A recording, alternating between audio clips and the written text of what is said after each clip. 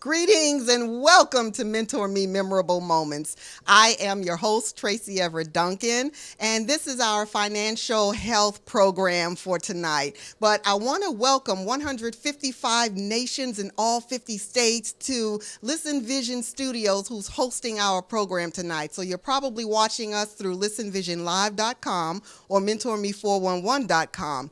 But I am not alone. I have a guest with me tonight, and her name is Candace Young.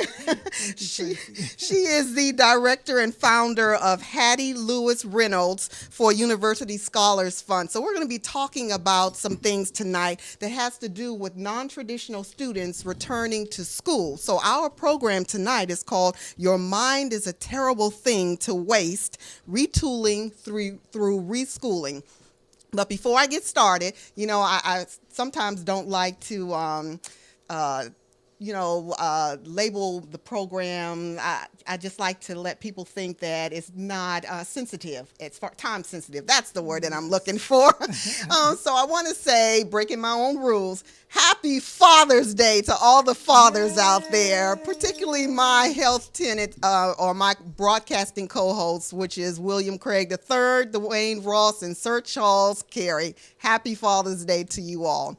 But Candace, I'm going to warm everyone up first before we get into your segment, because I know your segment is going to be powerful, okay? But I don't want to lose them and they not understand what some of the concepts are or what's going on with non-traditional students returning to school. So, Mike, if we could start throwing up the first slide, please. We're going to introduce you to your ability to go back to school and some of the reasons why people don't want to return to school. So, in your mind, it's a terrible thing to waste, retooling through reschooling. We're going to be talking about heading back to school. When I did this program, I imagined, lots of senior citizens returning to school. And, they're filling up the campuses. They're laying out on the fields with their backpacks and their books, and they're studying. You see them in the study halls and the study groups. And, what a wonderful electric charged environment to have seniors who had worked in the workforce and retired and said, now I want to do something that I want to do, not something that has me blocked in because of salary, anything like that. This is what I truly want to be when I grow up, But finding and researching the non-traditional students, I found that they're not just senior citizens. Not at all. So let's take a look at heading back to school in that first slide, where 38% of the students enrolled in higher education are over 25 years old, and a quarter of them are over 30. A 23% increase of students over the age of 25 is projected by 2019. And I said, well, okay, so they're 25 years old. What's the big deal? And it dawned on me, okay, now you're out of your parents' house, supposedly. You're out of your parents' house. You're really on your own. You're making your own money. You're not considered that student who graduated anymore, that traditional student style. Not directly out of high school. Exactly. So now you're trying to get back into school, and the numbers are increasing. And they said that the numbers are increasing because of the economic challenges that are out there trying to find a job. Absolutely. And that there are a whole lot of other things that are failing us as far as Americans being able to support our families. So maybe it's time to go and get that degree or change that degree. And this is what they're doing. So in a 1996 study, the National Center of Education Statistics categorized anyone who satisfies at least one of the following is a non-traditional student. So anyone who delays going to college after graduation, that is a non-traditional student. Anyone who attends college part-time and they have at least one or two courses or up to 6 credits per year as a part-time student, they're a non-traditional student. Anyone who works full-time, which is 35 hours or more per week, while they are enrolled as a part-time student or even a full-time student, they're considered non-traditional as well. So that's just some of the things. And I know some of you out there are probably thinking, well, I fit that category. If I return to school right now, I'm over 25, or at least Yes. 25. Yes. Okay, I'm working full-time, part-time. I may even enroll part-time, So Yes. I'm a non-traditional student. Absolutely. Absolutely. But we go on to say that there are also those who have dependents. They may be single parent, whether it's by divorce or not. They're single parent. They're taking care of elderly or sick members in the family. They're also considered these. And if you go to the next slide, at the bottom it says they do not have a high school diploma, which means that they completed they completed high school with a GED or other high school completion certificate, but they didn't really finish high school. Yes. So those are considered non-traditional students. So do you fit in that category? If so, don't switch the channel. Continue on, because we're going to talk to you about how you can pay for your college. So do you And have... don't give up on your education, because you still can do it. That's right. That's right. Yes. And still can do it. we're going to find that out, because I'm telling you, whatever excuse you have after today, it doesn't register anymore, because Candace is going to tell her story. But next slide, please. So when we're looking at, can I pay for my college? And if so, how do I pay for my college? Should I even bother with this FAFSA? And by the way, what is that? Well, that is the free application for federal student aid. And it's not a waste of your time. We're still on that first slide. It's not a waste of your time, because I know you're looking at, I already work, so I may not qualify, or I have a part-time job, or I didn't really finish school, or I can't find my transcripts, or I'm not sure if they're even going to accept me. You will never know until you just apply. Absolutely. Just apply. Fill out the application and let them tell you no. Don't you tell yourself no. Yes. Don't kill your dream before it gets to the table. Yes. Okay, tweet that.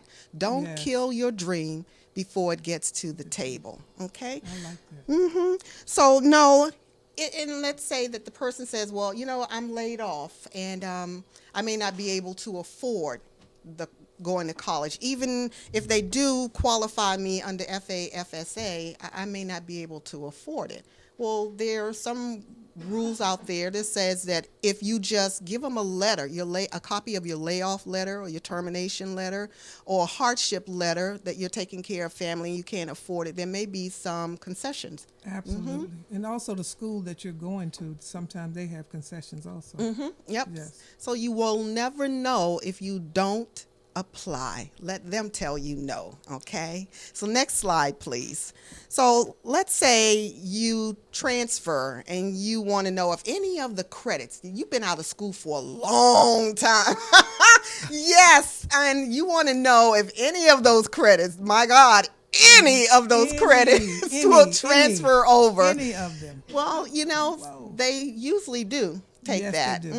Yes, So they do. definitely the English, the basic courses, math, and maybe computer history, things like that. But They I will think it definitely- varies between schools, so you have yeah. to investigate. Yes. So the most common types of federal aid are Stafford and PLUS loans. And then you have the Pell and Supplemental Educational Opportunity Grants. And those are restricted to students without bachelor's degrees. So if you never, ever achieve that, this is perfect for you.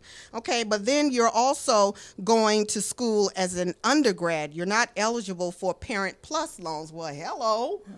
That would make sense. You're too old right now, okay? Parents aren't going to fill out those apps for you anymore, okay? So what you want to do is know what you want. What do you want to be when you grow up? All right? Because you don't want to go in there, transfer the credits, and then find out you're not in the program that you want to be Absolutely. in. What a waste of time and a Absolutely. waste of money. Absolutely. Okay, so you want to go in there, hit that ground hard and running, and don't stop till you get that degree. And sometimes that's a benefit for non-traditional students, because by that time they actually, have some idea of what they want to do. So they can pinpoint where they want to go and what programs they want to be in. All right. Okay. So yes, there may be some credits that will transfer over. But the next slide talks about seeking tax breaks. Okay. So And I want you to sit down with your tax provider, your tax servicer, or whoever that is, maybe even a tax attorney if you have to. But you want to look at what is afforded to you or what you're eligible for under the American Opportunity Credit and the Lifetime Learning Credit, because you may be able to qualify for this and get to write them off on your tax return. So those are great things to look at too. But also, what about this 529 plan? Lots of parents are starting their babies Early. Start out yes, early. and I agree. I think Yes. that you should start education Yes. early, particularly when you know that you're going to be having a family and growing a family, Yes. whether it's through biological or adoption. Start that education fund right then and there. But with the 529 plan, you can also, if all the money is not utilized by the children, you can transfer the beneficiary of that plan into your name and use those funds for yourself. Great. But also when you are working, or if you have the idea that you want to work, let's say you're a teenager, some of our teenagers out there are very brilliant, Very they start productive, their yes. education, they Yes. save their money, and then Very kudos to productive. you, kudos to you. Okay, so you start planning and saving for your education in the 529 plan. Okay, well, that's wonderful. That's part of the hardship that's going to be stripped away when you're ready to go to school. So to start these plans, again, talk to your tax attorney or your tax provider, servicer, and also go to your bank, and talk about whether or not they have CDs and things like that you can open and to start saving that money in there. So it'll work out. It really will. So the next slide said then, is daycare provided in the universities and the colleges? And if so, are they affordable? Well, we're telling you to go back to school. And we know that you're a non-traditional student now. So you're going to be carrying some weight with you when you go back to Yes. school. Responsibilities. Exactly. Yes. A lot of responsibilities. And sometimes daycare and hiring a private babysitter, even if it's a teenager, is expensive. So And what? it just adds to the cost of going back to school. So Yes. You want to minimize it as much as possible. Exactly. So the Department of Education's Child Care Access means parents in school program, and say that 3 times fast. They provide funds to state universities and colleges for the non-traditional students that do want to return to school. Absolutely. And that's a wonderful thing. And if you don't qualify for the program, then the daycare that they offer on these sites, you can pay up to $4 an hour. So you've got a class that's maybe 2-4 hours at the most, because you're part-time. Maybe you're going to be there for about 4 or 5 hours. Yes. That's still not a lot of money. That's Yes. pretty cool right there. So check out those universities, those state universities and colleges that that receive those funds and grants from the Department of Yes. Education. And Absolutely. don't let child care, the lack of it, stop you from enrolling in school. I remember in the times when my mom used to go to UDC and Howard University, and we were little kids. She would take us into the classrooms with us, stick us in the back of the room, and we Yes. heard the lectures, just Yes. about all the civil rights activists that came through Howard University. We sat right there, in the back of those classrooms listening to Yes. that. So it is an experience. But today you can't do that. Well, yeah, because now, sometimes it's a limited amount that they can do, but a lot of times once one person brings someone, then somebody catch on to That's somebody right. else. And so it's a liability for the school. Yes. And so they, try to enforce the Right. rule of not having children on campus Right. while you're in class. Ergo, the funds for child care and daycare centers in the universities in the city. So go ahead and apply and ask that question too. Next slide, please. So you can also apply for scholarships, and some scholarships are specifically aimed at older students. So try www.studentscholarshipsearch.com as well as www.fastweb.com. What they're going to ask you to do is enter some personal information, definitely your social security number, Absolutely. okay, and also your birth date, and because they want to make sure that they generate or they pull a report on the most appropriate courses that you can take, as well as Absolutely. programs that you can study up under. Remember, Yes. we don't want to waste time and we don't want to waste money. So we want to get it right the first time if possible. All right. So those are two websites that you can visit to start your research. Find out what you want to be when you grow up. So let's look at the next slide. And I know that we have talked about the different funds that you can have, but Candace is here because she's going to talk about the Scholars Fund. This is a program that she has started. But even before she talks about the Scholars Fund, she has a wealth of information and just experience. And it took you 43 years to get It took me 43 years to finish getting my BA. Okay, all right. I actually started at UDC when it was Federal City College. Okay. And I finished at the University of the District of Columbia. Okay, so 43 years later. Well, we always say, get your latte, your tea, your coffee, or whatever it is that you drink, and, sit down, put your feet up, because Candace is going to give you a wealth of information tonight. So everyone, Candace Young. Thank you so much, Tracy, and I really appreciate the fact that you having me here. It was such a surprise. But I am excited about the program, and like I said, it took me 43 years to finish my BA degree. And while I was in the University of the District of Columbia, a lot of people were encouraging me and, really excited about me going back to school at the age of 57. And so, but the younger people that spoke to me, they were excited about me. Mm-hmm. But then I would talk about them, and then they would say, oh, I really would do it, but. So it was always a but. Mm-hmm. It was always a but. And I kind of understood what they were talking about because I thought about my own journey. And my own journey was, I started and I stopped. I started and I stopped. I started and stopped because you have responsibilities. And the fact that it is, it's a lot to go to school, raise a family, and pay a mortgage, take Mm-hmm. care of all your other responsibilities. It's really a lot. So you really have to fix your mind on what you want to do, and you have to be determined to keep on going because there are challenges. It's not easy. So let's talk about your family life. Let's talk about Candace Young, because you and I were saying before the program that it takes a different type of person, a unique person, to go from 0 to 100. And you went from 0 to starting a scholarship fund. We want to know what was the driver behind that. So what was Candace Young's life like? Absolutely. Well, actually, I'm a Washingtonian, born and raised in Washington, District of Columbia. The first address that I remember living at was, I was born on Newport Place, Northwest. And I went to Stevens Elementary School and other elementary schools. I went to Francis Junior High for up until the second half of the 7th grade. And then we moved and I went to Shaw for the rest of that time. And then I eventually graduated from Margaret Washington Vocational High School. Okay. And I always had an idea that I wanted to go to college, but we didn't talk about college at our house. It was an unspoken thing. Why? I knew in my mind that was not something that I would be able to do or my parents would be able to do for me. My mother was a single parent, and her mom, I believe, died when she was like 17. Mm-hmm. And so that meant she had the responsibility of her younger siblings, and being a single parent, the responsibility of me.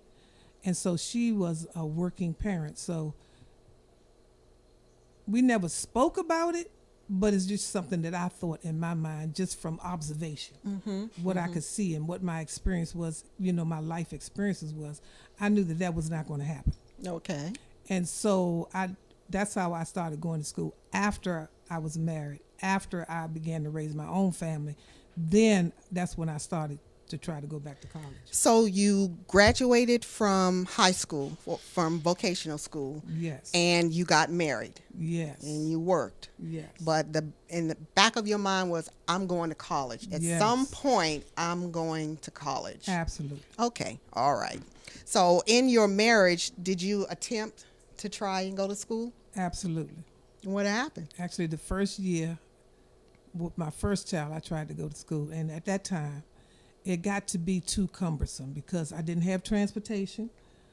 I had to ride the bus to school, ride the bus to work. I had to have a babysitter when I leave home. So by the time you get to work in the morning, you've already worked several hours just setting up your day. Say that again. Just setting up your day, to just, go to work and do what you need to do to raise your, take care of your family. Right. And so I did that for a little while. And so eventually I had to drop out. Okay. All right. So I did that several times. Maybe after my second child, I did the same thing. And I kept being encouraged to go back. And I put it on the back burner, then it come back to my mind. I would try to do it. So then that's why it took me. This last time, actually, I was 57. I was sitting at my desk, matter of fact, and I went back to school when it came up.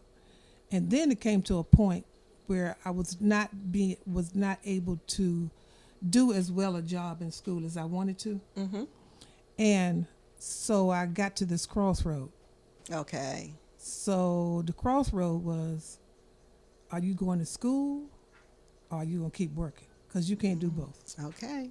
Because my brain just didn't work like that. Okay. And so I had to make a decision. And I felt like if I had not decided to go back to school, that I wouldn't have ever went back to school.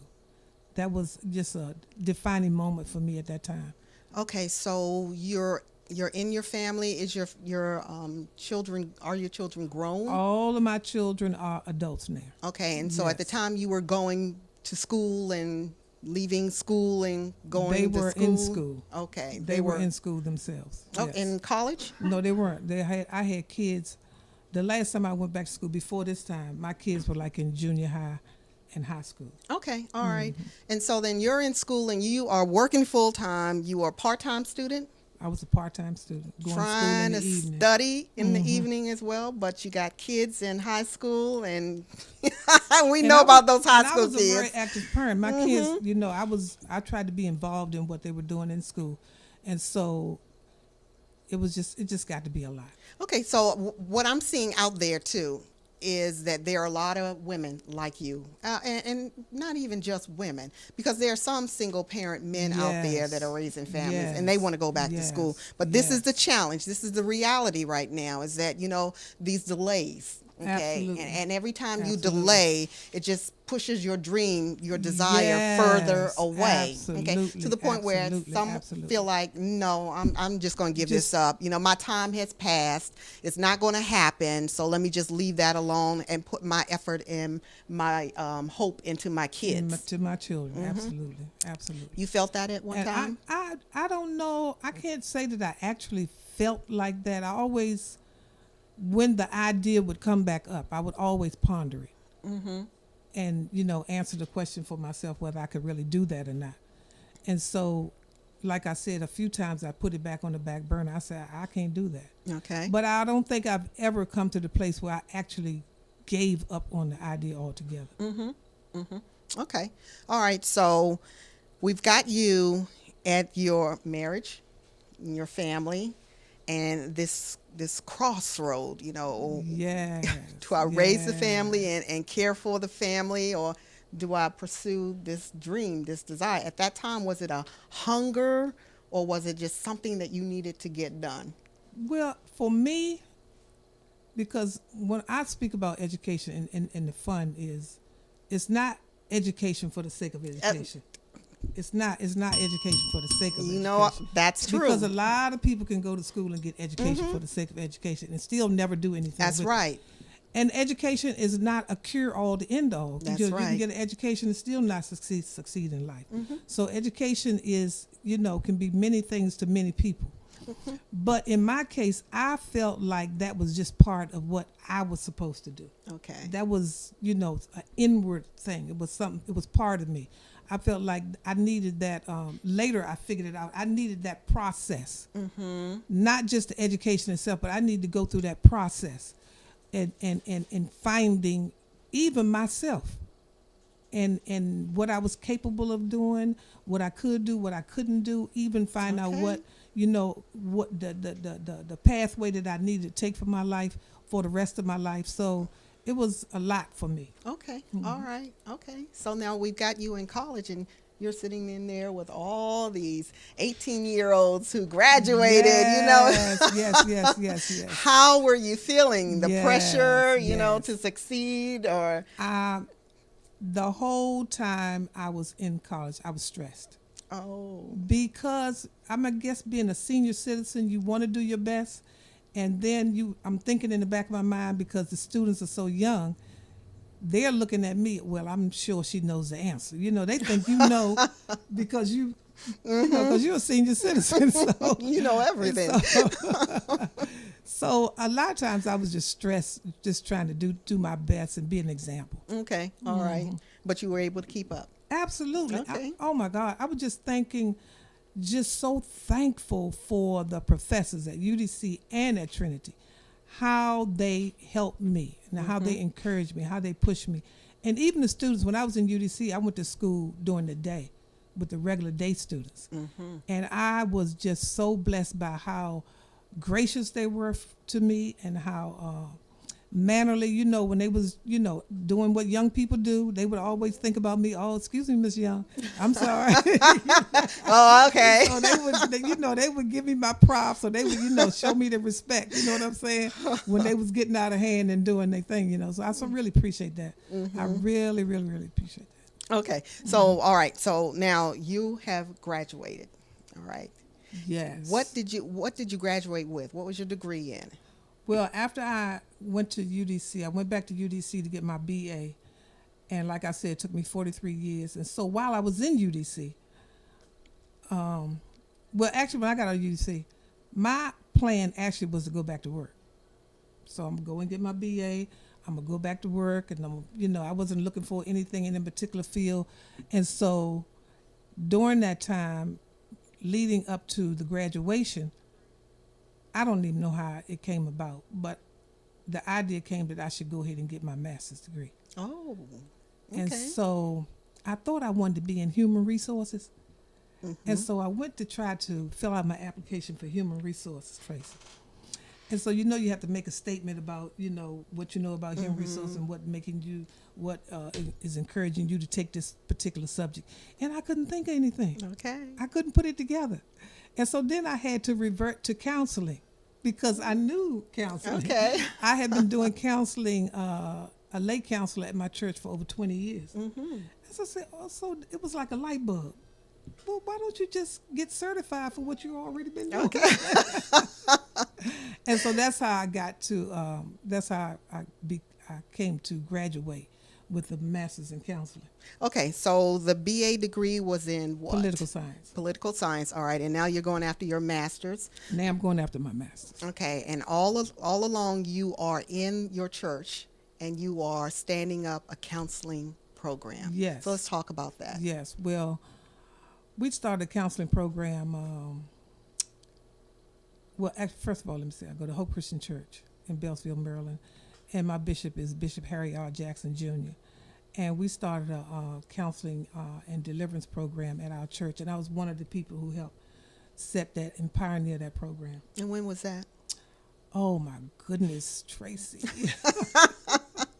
I want to say early 90s. Well, and 90s. I ask these questions because I want our viewers to know that you don't have to think of what it is that you want to do. You've been walking in it from birth. It's what was instilled in you at birth. Absolutely. Your path has already been laid out. You just got distracted. Absolutely. You got derailed. And so you just need to get back in place so that you can walk in your destiny. So true. So here you have worked in your church and volunteering in a counseling ministry. Yes. And didn't even realize that was where you were supposed to get your master's, possibly your PhD. We're not going to stop there. Not at all. Not at all. I mean, like I said, I started filling out an application for human resources. And then it just like, excuse me, you don't know a thing about human resources. And so it's just so ironic, because even being in the counseling ministry was just a godsend, because somebody just picked me and said, okay, you can do this. Okay. All right. And so that's how I got started. They call you by what they see. Is that what the scripture says? Absolutely, absolutely. Okay, so now you're in the counseling ministry. You're standing it up for the first time. You've got the administration piece of it to do. You have the technical piece of it, but then you have the people that are coming in. And it's like you're building a plane while in flight. Talk about your experience setting up a counseling ministry. Well, I had a lot of help, and I was, we were a team. And so we started out with, first of all, doing group training or teaching on different subjects in reference to mental health or spiritual health. Mm-hmm. So it started out like that, and then later on we started like one-on-one counseling or deliverance ministry. Mm-hmm. Mm-hmm. So were the people coming to you voluntarily, or were they being sent to you? And when you started this ministry, how did you embrace them? Okay, so when we first started, it was for people just in our church. And so it was part of the ministry of Hope Christian Church. So it was just for people in our church, and then eventually it went out to the community. Okay. Mm-hmm. And so most of the people, I won't want to say all of the people that we counsel are volunteer. They come on their own, Mm-hmm. or they come by the advice of someone else. Mm-hmm. Mm-hmm. Okay, so when they're coming, are they, you said they're members of the church, and I say this being very sensitive, but members of the church are hurting. Okay. Absolutely. All right. And sometimes they're not forthright, because they have this Absolutely. image that they want to maintain. So you have some members coming that are hurting and they have this image. How do you get to the root of the issue so that you can effectively minister or counsel them out of their situation? Well, first of all, you have the application process, and sometimes the application is, sensitive to what, it directs them to what they think their problem is. Mm-hmm. And so once they go through the application process, then the application is viewed by the counselor, and then we kind of tease out, what the problem might be. And then it's a step-by-step thing. It's Mm-hmm. just, step by step.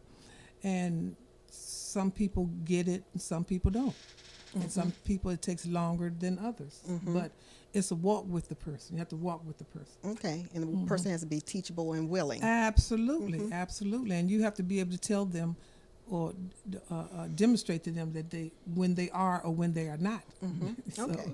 So do the people usually just come once and that's it? I got my fix and I'm out of here, or are they there on a consistent basis? Well, I'm trying to get an idea of what this ministry, this counseling center looks like. well, actually, it's not a one-time thing. And in most cases, people are faithful to come, on a regular basis, whether it's weekly, whatever you and the counselor, the time frames that you and the counselor set up. Mm-hmm. And most of the time, people are very faithful to do that. Okay. All right. So, I say this because I'm driving a point. Here you are walking in your destiny, not even knowing that this is your destiny. You get to a point where you're in education and say, this is what I want to do. Not even this is what I want to do. This is what I have to do. Yes. I can't choose this. I can't choose compelling. that. It's Yes, very compelling. exactly. Very Exactly. compelling. It's one of those things where it shakes you. You can't sleep. You can't rest. You can't think of anything else. This is what you have to do. So you have to make that commitment there. Absolutely. And then in doing Absolutely. that, it's your training ground. Already you were in your training ground, okay? And so you were learning the things, because I can ask you some questions right now. Did they teach you that in school? All the things that you learned in setting up this counseling ministry, did they teach you that in your program? Most people would say no. No. So here you are already getting the benefit of what it is that you're about to get degreed in. And you set up this ministry effectively because it's been 20 years now. Yes. Okay. Yes. And how many folks have passed through that ministry in 20 my years? God. Thousands. Okay. And how many of the thousands have come back and said thank you? Oh my God, lots. Okay, and you Yes. can see change, lifestyle Yes. changes. Okay, so here you know that this is what you're called to do. Yes. Why would you Go to human resources. Why would you go to anything that's outside of what you have been walking in and doing all alone? I mean, all the volunteer work that you have done right now, those little volunteers assignments and projects that you have been working on, those give you that extra credit too.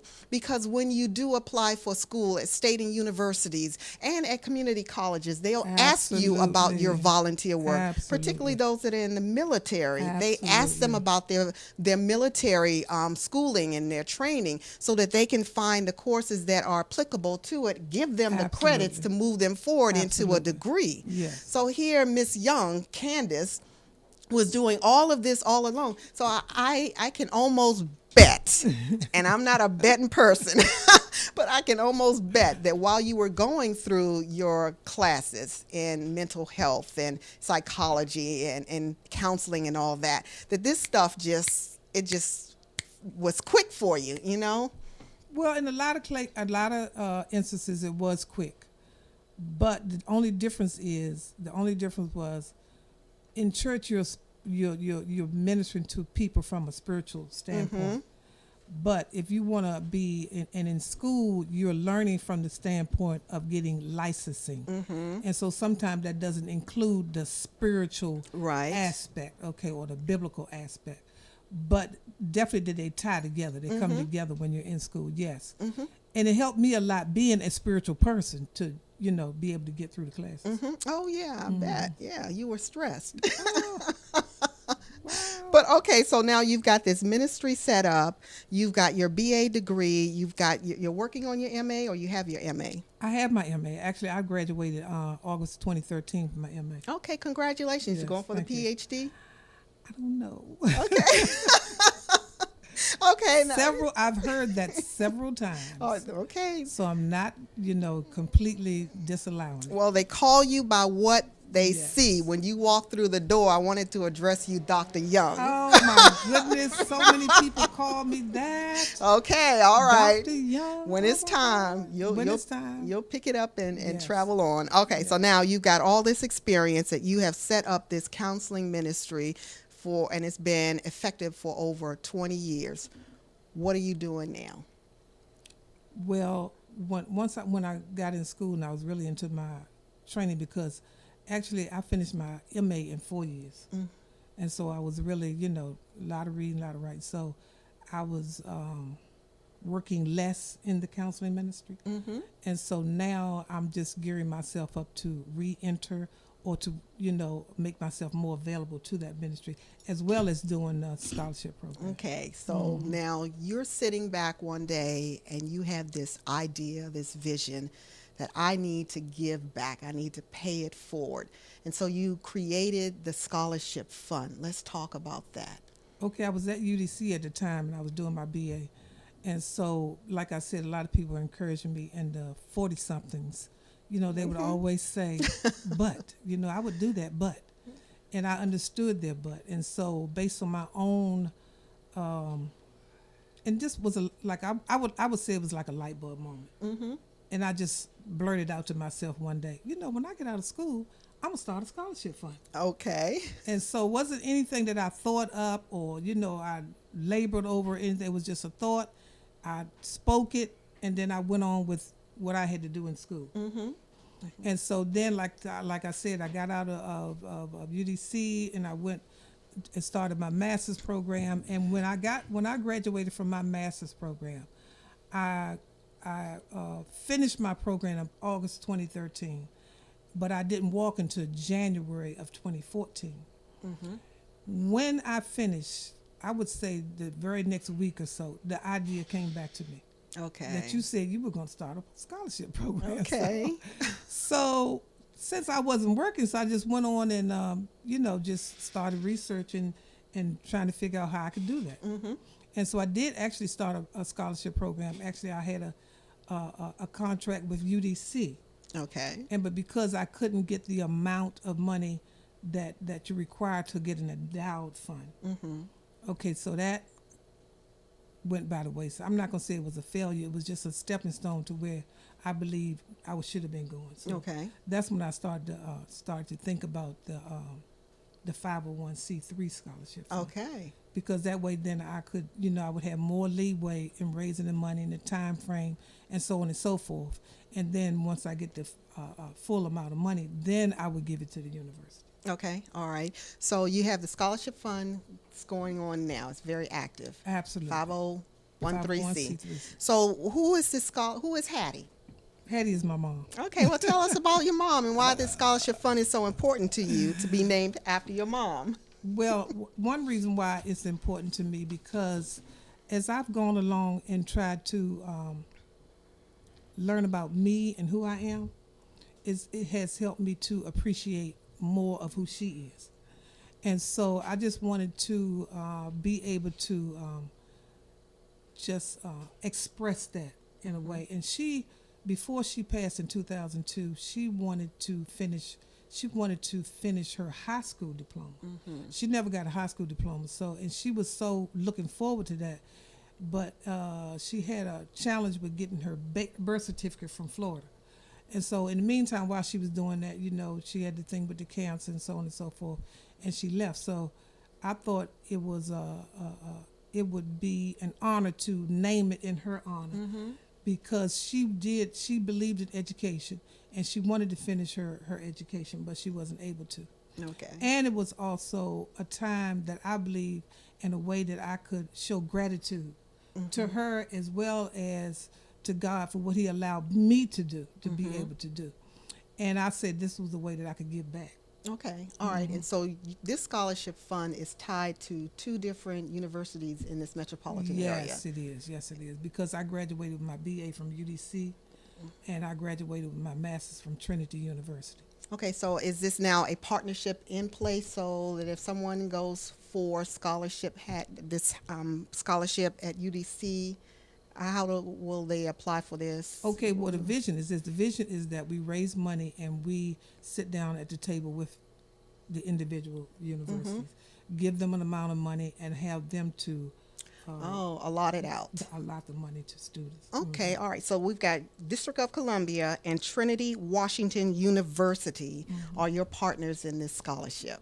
Yes. Okay, all right. So now, this is a specific scholarship. This isn't just for anything that's out there. You have to have a specific desire in mental health counseling and the medical field. Yes. What happened is, because I am my master's is in mental health, and I really see that we need to focus more on mental health.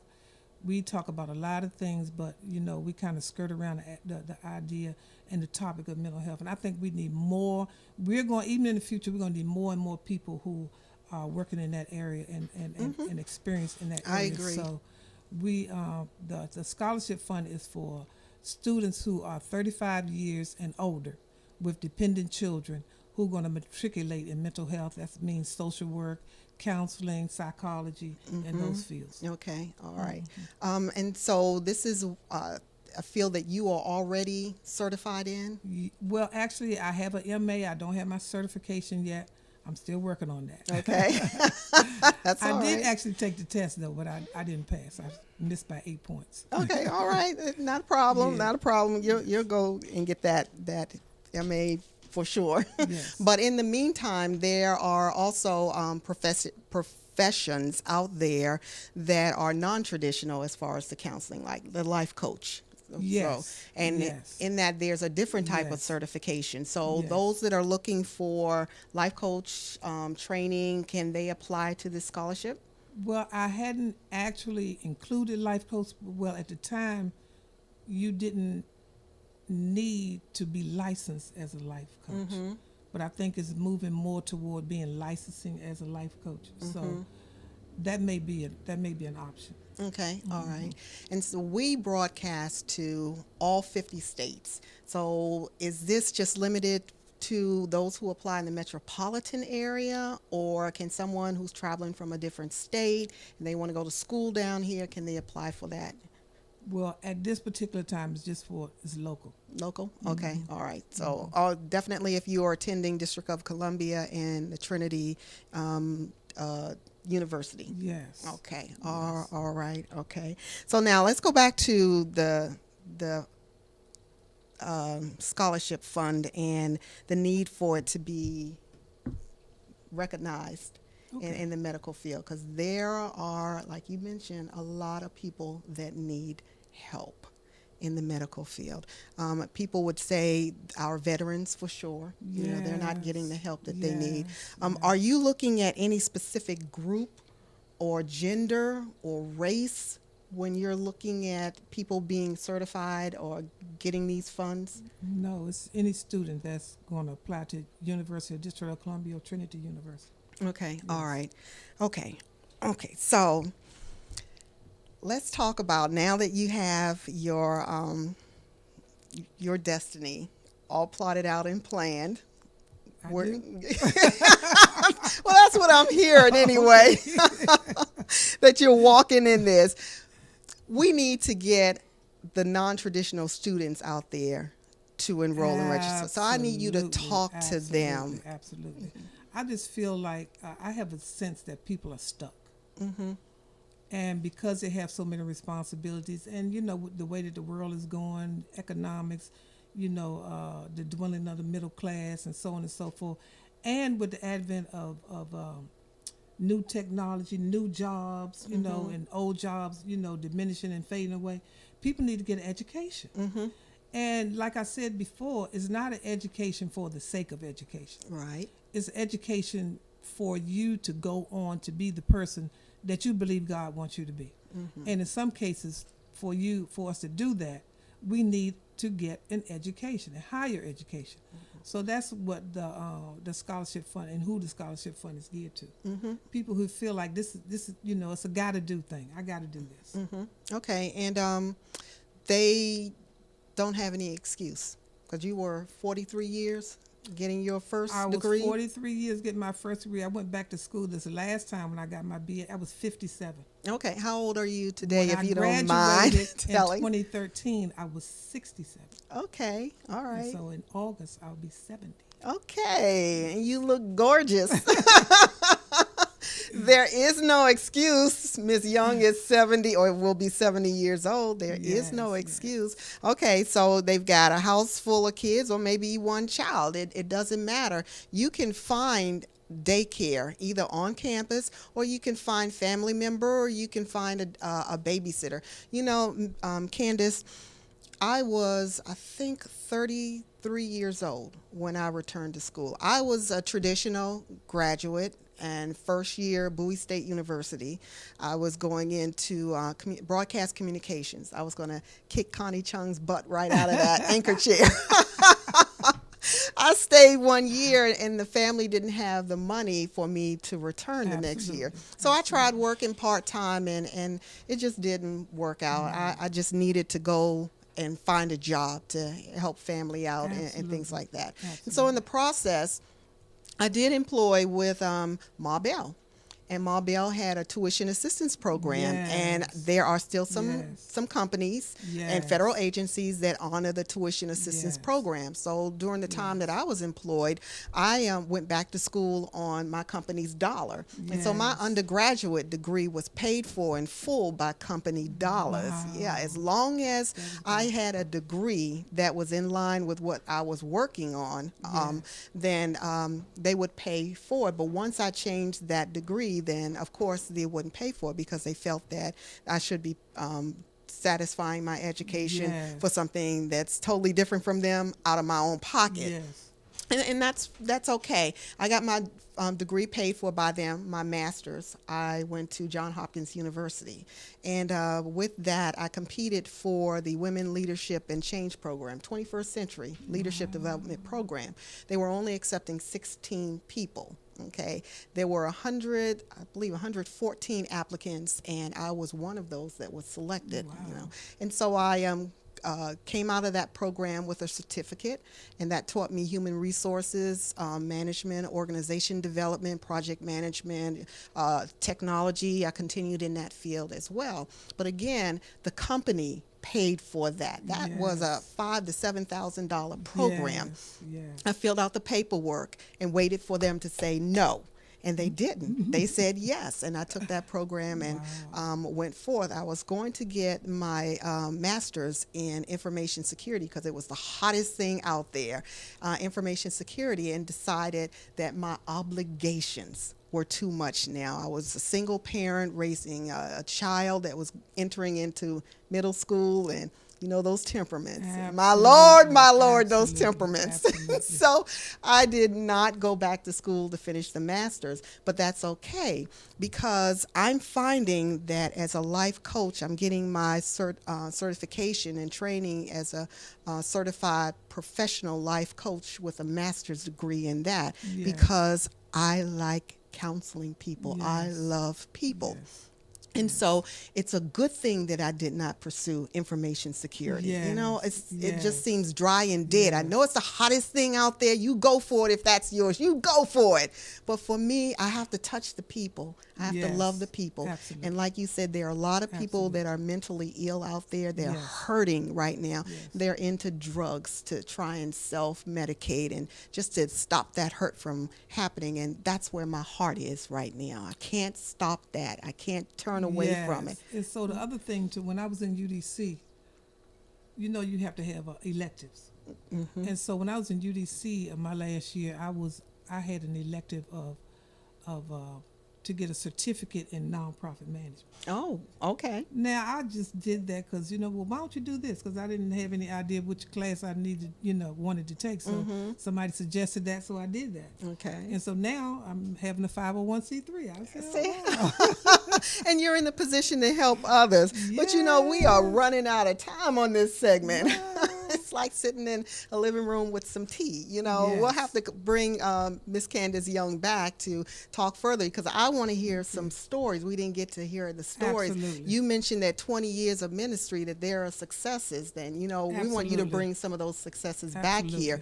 So you can go back to school. If you have any questions about how to get back to school or to focus on, here's Miss Young's information. She is on email. She's got a website up there that you can contact her through, as well as Facebook. Check out her Facebook. And if you're not into social media, then there's the P.O. Box 90183, Washington, D.C. 20090. And while you're visiting, donate, because you have an event that's coming up as well. Absolutely have an event coming up on June 25th, 2016 at Trinity Washington University, and the tickets are $35, and it's called the Inaugural Prom. Actually, it's an adult prom for people who maybe have never had a prom, like my mom. So that's why we decided to call it prom, because she's never had a prom. So this is like a prom in honor of her.